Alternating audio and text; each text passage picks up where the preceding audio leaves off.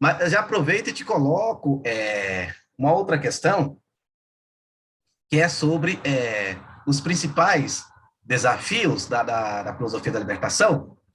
Se essa distinção já entra nos desafios, ou quais são aí os principais desafios aí que hoje se encontra a filosofia da libertação, os movimentos de libertação, mas em especial a filosofia da libertação. Sim, sim, sem sombra de dúvidas. A, a- um dos grandes desafios é justamente o termo que você utilizou, que é a questão do universal, né? O que é universalizável e o que não é? Essa é uma grande questão, né? Que na história da filosofia ocidental mesmo, já data ali da Idade Média, pelo menos, né? O que é universalizável e o que não é, universalizável, né? Essa questão dos universais é hoje, sem sombra de dúvidas, um dos grandes desafios da própria filosofia da libertação, né? O Henrique Dussel brinca muito, ele é um autor que ele se permite, né, brincar também com o pensamento, né, e o seu pensamento vai evoluindo, né, e ele brinca tanto que ele fala, olha, então vamos pensar a filosofia de forma verdadeiramente universal? Vamos. Se é assim, a filosofia não pode ter nascido na Grécia, né? Olha só que interessante. Porque se é universal, e se o pensamento filosófico também deve ser universal, então ele nasce com a humanidade, que é muito anterior à própria Grécia.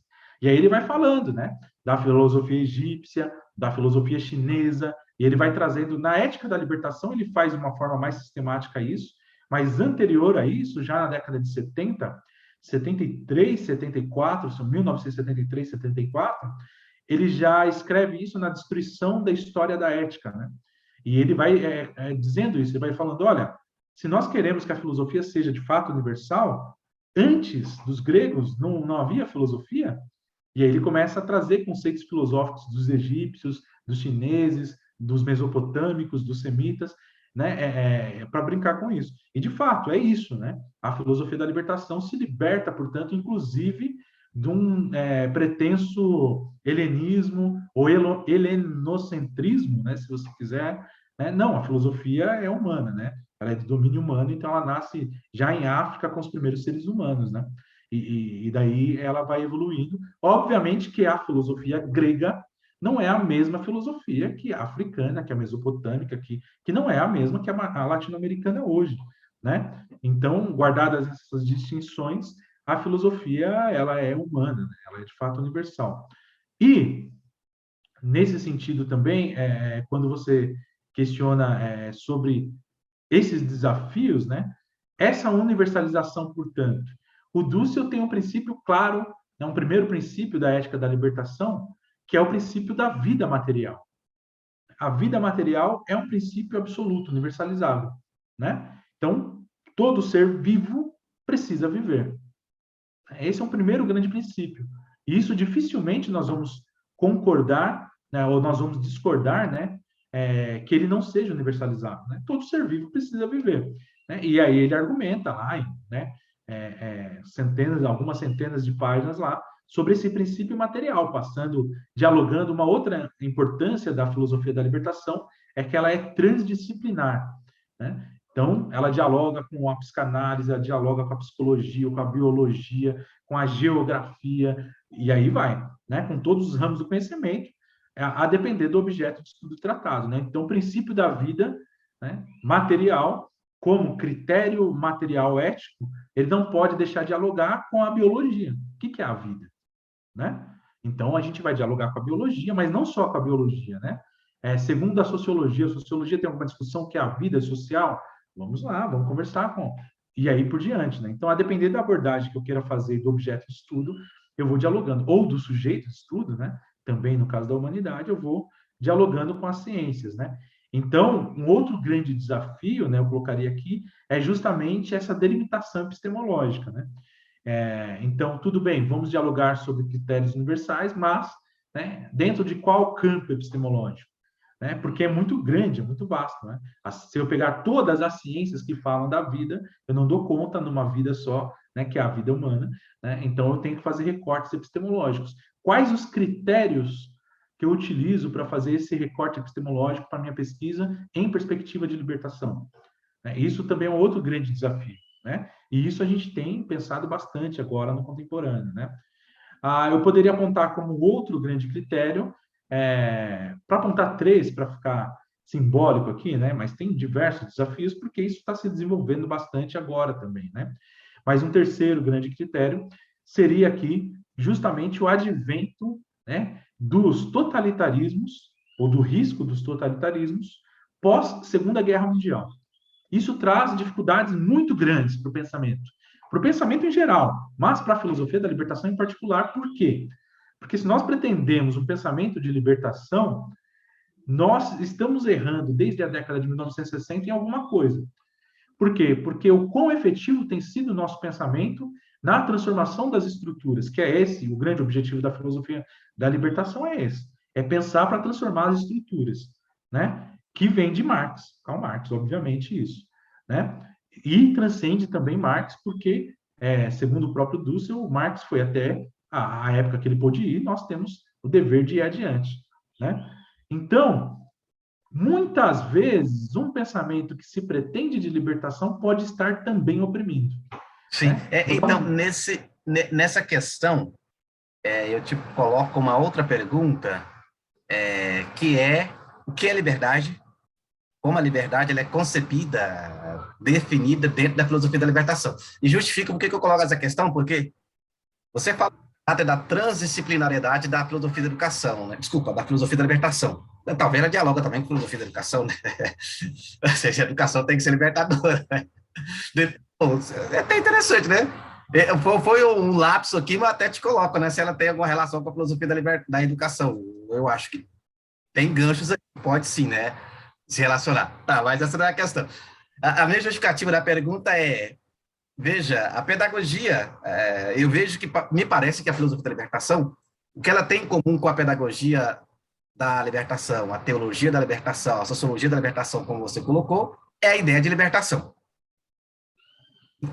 E essa libertação, ela está vinculada certamente à ideia de liberdade. E como essa liberdade ela é concebida pela filosofia da libertação. Porque, veja bem, dentro da filosofia, você sabe que a liberdade é um termo polissemântico, né? Você pode falar de liberdade em Sartre, que está falando de uma coisa, liberdade em Aristóteles. Você vai ali na filosofia política, ali tem a liberdade dos liberais, que é uma coisa, e ali nos autores republicanos, Rousseau, Maquiavel, liberdade, a liberdade é diferente da liberdade nos liberais, né? Que tem a ver com engajamento, com a participação na vida cívica, enquanto nos liberais ela se centra mais no indivíduo, né? O direito do indivíduo tem de participar ou não, enfim, que até o Isaiah Berlin vai falar de liberdade negativa, né? Enfim, e dentro da filosofia da libertação ou dos movimentos de libertação, como que a liberdade se desenha, como é que ela se define? Legal. Eu vou falando aqui, a hora que você quiser interromper, por favor, hein? Me interrompa. Essa pergunta, eu acho que hoje, e nesse desafio que eu falei, do risco de novos totalitarismos pós-Segunda Guerra Mundial, eu acho que ela é a pergunta, né? Por quê? No desenrolar vou falar especificamente da filosofia da libertação, tá? No desenrolar da filosofia da libertação, essa questão não foi muito pensada, né? O Dussel, sem sombra de dúvidas, pensou, dialogou, né? Falou com bastantes, mas ele não definiu a questão da liberdade. O que é liberdade, né? E por quê? E aí, é claro, agora a minha concepção, tá? A minha leitura, né? Porque não é definível, né? A liberdade é busca de. Se a gente define a liberdade, ela deixa de ser liberdade, ela oprime. Por quê? Porque quando a gente define e busca idealizar aquilo que se definiu, a gente está se colocando numa armadilha, numa prisão, né? E não libertação. Então, a libertação se diferencia do conceito de liberdade justamente por isso. Não pode ser definido, porque é busca constante e interminável. E se você quiser, isso já está no Marx, na minha concepção, já está no Marx, né? E isso o princípio de libertação seria ali para mim o fundamento principal da ideia de comunismo no Marx, que é porque nós vamos chegar lá? Não sei. A questão é que nós temos para onde ir, né? É a questão da utopia, né? Se você quiser em última instância. A libertação é um princípio utópico que faz mover o pensamento e, portanto, a realidade também. Né? Nós vamos buscando construir a libertação sabendo que qualquer projeto político, necessariamente, ele cairá em novas dominações, em novas totalidades. O Emmanuel Levinas fala bastante disso também, né? Então, por sermos seres humanos, nós não somos capazes da perfeição. E, portanto, tudo aquilo que idealizarmos e tudo aquilo que realizarmos historicamente, no sentido de libertação, né, não vai nos garantir a liberdade. Essa é a diferença. Se você quiser, para a gente apimentar mais ainda isso, o capitalismo ele tem um ideal claro de liberdade. É um ideal. O capitalismo é o ideal que ele busca alcançar. E qual que é esse ideal? É a liberdade de um indivíduo que se autoproduz e reproduz sem dever nada a ninguém. Isso está na gênese do capitalismo, no seu nascimento. Se você quiser um John Locke, se você quiser um Thomas Hobbes, sobretudo, né? A concepção do ser humano como indivíduo, ela é própria do capitalismo moderno, né? Da modernidade, do liberalismo ali, né? Então, essa própria concepção de indivíduo aspira que esse indivíduo vai se satisfazer enquanto ser humano quando ele alcançar a sua liberdade. Isso está no lema das revoluções burguesas, né? Liberdade, igualdade, fraternidade.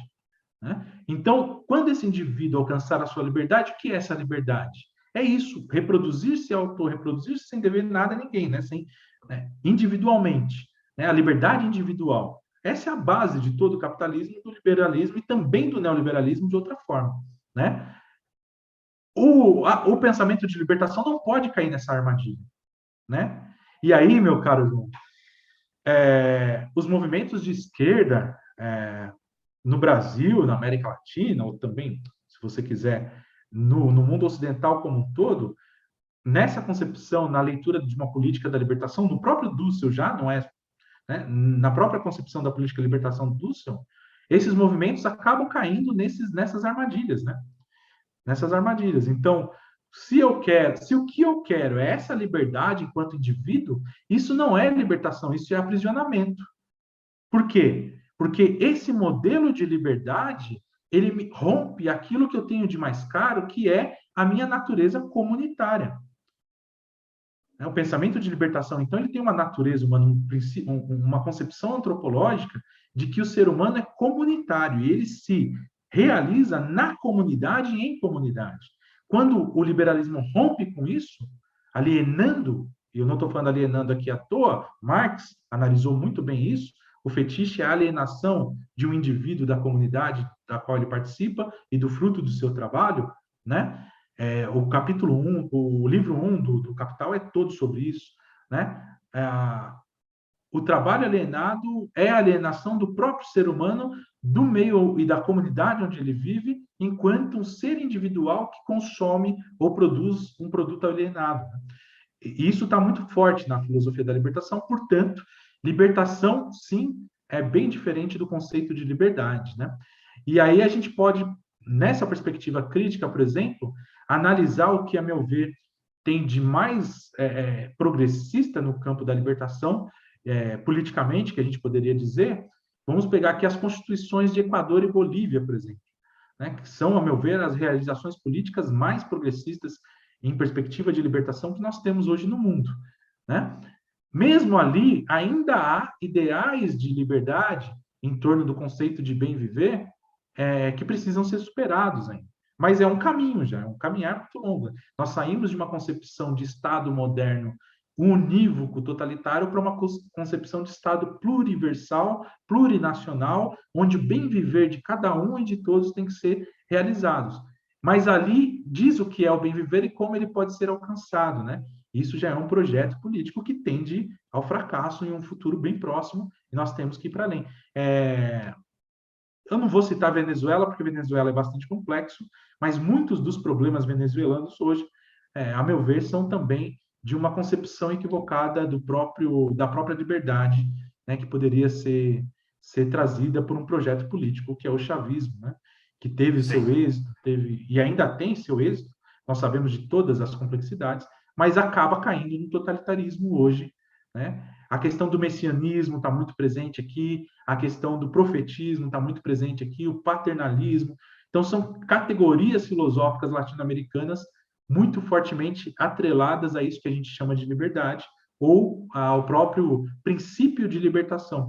O Dussel tem um trecho da Ética da Libertação que ele fala exatamente isso. O princípio de libertação. É um subtítulo, eu não lembro de qual capítulo agora, mas é do capítulo 1º lá, se não da introdução, na introdução da Ética da Libertação, que tem quase 60, 70 páginas.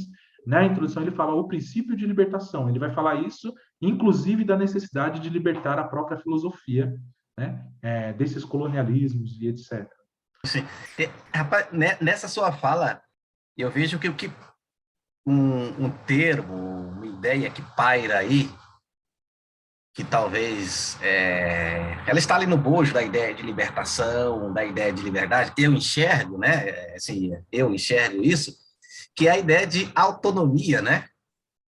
Ou seja, essa libertação, eu vejo até a teologia da libertação, ela luta um pouco por isso, por uma certa autonomia da América Latina, autonomia para a gente lidar com as nossas peculiaridades, né? E essa autonomia talvez não caia na questão do indivíduo, né? Como que é aí o viés liberalismo que vai desembocar no capitalismo, não é o indivíduo isolado, sozinho, mas talvez a autonomia de um grupo, de um povo, né? A autonomia de um coletivo, né? Então, não sei se você está de acordo, mas à medida que você vai falando, essa ideia de autonomia parece que ela é muito forte na preocupação da filosofia da libertação, né? É isso. Temos que definir liberdade, mas temos autonomia. Autonomia talvez para definir liberdade, para redefinir, entende?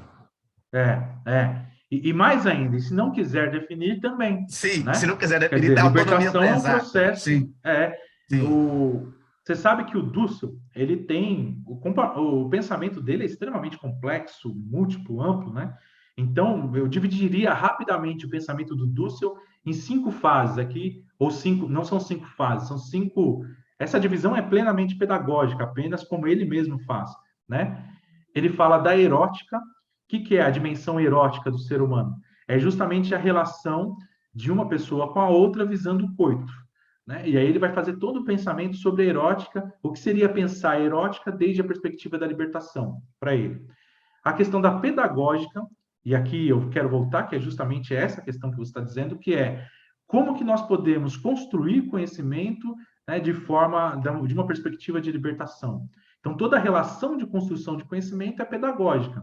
E aqui o Dussel fala, olha, eu preciso dizer bem pouco sobre isso, porque o Paulo Freire pensou muito mais longe do que eu poderia ir. Então, a gente fica com o pensamento do Paulo Freire como nossa base aqui, para a questão pedagógica. E aí, só para terminar, a dimensão política, né, que é justamente une a erótica e a pedagógica para a passagem do ser para a vida social, para a vida política, em perspectiva antifetichista, quer dizer, libertação, então, tem um antifetichismo como um dos seus grandes princípios, né, não cair nos fetiches, e, por fim, arquitetônico, quer dizer, estratégico, né, pensando aqui que nós precisamos partir de um lugar que é o lugar onde estamos, nós queremos aqui, idealmente, chegar a algum outro lugar, mas que nós somos ali limitados pela fatibilidade. É um princípio que ele pega do Franz Rinkelhammer, outro grande pensador, um teólogo economicista, né, econômico, né, ele tem uma teoria econômica desde a perspectiva de libertação, e o Franz Rinkelhammer fala da questão da fatibilidade. Quer dizer, o mundo, a vida nos dá uma fatibilidade, que é um critério desde onde a gente pode atuar, dentro de onde a gente pode. O que é possível transformar agora? E o que fazer para transformar isso possível no agora? Né? Basicamente isso, mas é muito mais complexo que isso, obviamente. Então, é justamente isso, quer dizer, em todas essas dimensões, nessa perspectiva, o Henrique Dussel vai dizer, em última instância, né, a libertação é eu me colocar em um caminho, né? Autonomia, eu acho que ainda não é a palavra, por quê? Mas não porque a palavra mesmo tenha problema, mas a forma que a gente concebe ela, geralmente, ela é ruim porque ela já confunde com individualismo, etc., como você bem disse. Mas, no sentido estrito da palavra, é isso, né? Quer dizer, eu tenho critérios, né, teóricos, epistemológicos, para poder agir na minha vida de uma forma em que eu consiga uma ação que vai nos colocar, enquanto comunidade, num caminho melhor do que o que é agora. É isso, libertação. Então, e melhor nesse sentido, porque eu tenho critérios como da vida, eu falei da vida material, mas tem também da consensualidade, que é um critério formal, né? Então, critério material, a vida. Critério formal, o consenso, né? E critério de fatibilidade, que seria um terceiro grande critério ali. Esses são os 3 princípios básicos aí da ética da libertação, né? Então, sim. esses princípios, eles, só para terminar o raciocínio, esses princípios, eles me permitam que eu consiga atuar na realidade de uma forma autônoma, se você quiser, no sentido estrito da palavra. Sim. Autônoma ou outro termo, bom, eu não sou aqui um filólogo, né, que procura a origem dos termos, mas não sei se a autenticidade e a autonomia são termos correlatos, mas a autenticidade me lembra muito aquilo que o Rousseau fala nas suas obras, 2 primeiros discursos, né, que o homem, ao sair do estado de natureza, ao querer se comportar sob o olhar do outro, ele perde ali a sua autenticidade, né, ou seja, aquilo que é dele, de querer se comportar de acordo com a sua originalidade, sua condição original. Pensando nisso e olhando isso para um aspecto mais social, talvez um povo, ao construir a sua subjetividade, o seu modo de olhar para si, acaba construindo isso sobre a influência de um outro. O Brasil pode ter isso, né? Aliás, pode ter, não tem muito isso. O brasileiro se vê sob um olhar americano e querer se inspirar muito naquilo que é estrangeiro, né? Seria xenomania, né? Mania por aquilo que é estrangeiro, né? Principalmente aquilo que é europeu ou americano, colocando com o americano como os Estados Unidos, né? Então, nesse sentido, seria uma perda de autenticidade, né? E você falando da autenticidade me lembra muito do Heidegger também, né? O Ser e Tempo, né? Sobre isso, né? Também, né? A questão da autenticidade. Eu acho que sim, essa discussão sobre autenticidade, originalidade, ela é muito bem feita durante as décadas ali no início do pensamento de libertação. Tem um livrinho brasileiro que eu gosto muito, de um autor ainda vivo, curitibano, Roberto Gomes. Eu não sei se você já viu esse livro, que é o Crítica da Razão Tupiniquim. Crítica da Razão Tupiniquim. É um livro Eu já ouvi fenomenal, o título, ao meu ver. Sim. E ali ele discute justamente essas questões da originalidade, da autenticidade, né? Eu acho que sim, isso entra também, não se restringe a isso, mas eu acho que é isso, né? Colocar-se em caminho de libertação, sem sombra de dúvida, é também, né, adquirir. Eu chamaria aqui com Dussel, bastante influenciado pelo Levinas, humanidade, né? No fundo, ser humano, atingir um estágio de humanidade seria um pouco disso, né? Seria um pouco disso. Se eu conseguir caminhar, né, sem tutela, se você quiser, para poder lembrar o Kant também, né? Um eurocêntrico, inclusive, mas que a gente bebe também na filosofia dele, né? Eurocêntrico e racista, inclusive, né? Kant, mas para você ver que dá para pegar coisa boa no próprio pensamento do Kant também, né? Sem sombra de dúvidas. Né? Não podemos ignorar. É isso, né? A maioridade da razão, né? Ser humano é isso também, né? Sim. Também. Não é Sim. só isso, mas é isso também, né? Sim. Hugo, então, muito bem. Muito grato aqui pela sua participação no meu canal, né? Você contribuiu muito aqui, trouxe muitas informações, elucidações aqui a respeito da filosofia da libertação, muito pertinente para brilhantar aqui o nosso canal a respeito dessa temática, e deixando também aqui aquele gostinho de quero mais, né? Você deixou muitas questões que a gente poderia explorar, como você mesmo disse no início, né? Esse assunto é bem vasto e complexo, né? Deixando aí uma deixa para a gente ter outras conversas, seja numa entrevista gravada como esta, ou numa live ao vivo, né? Muito obrigado aqui pela sua participação aqui no meu canal.